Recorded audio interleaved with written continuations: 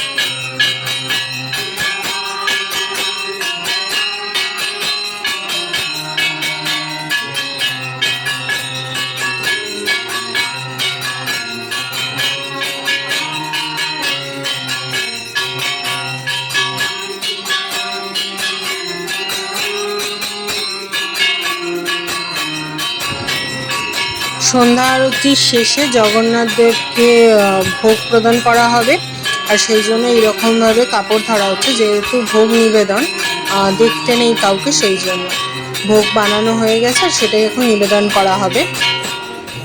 উল্টো রথের দিন আমাদের এরকমভাবে আমার জেঠুর বাড়িতেই আর কি ভোগ প্রসাদ গ্রহণের আয়োজন করা হয়। প্রায় 100 থেকে 150 মানুষ ওখানে বসে খান খিচুড়ি, আলুর দম, শাক চচ্চড়ি এইসবই। তবে আজকের মেনুতে কি কি ছিল সেটাই তোমাদের সাথে শেয়ার করব, দেখতে থাকো তাহলে।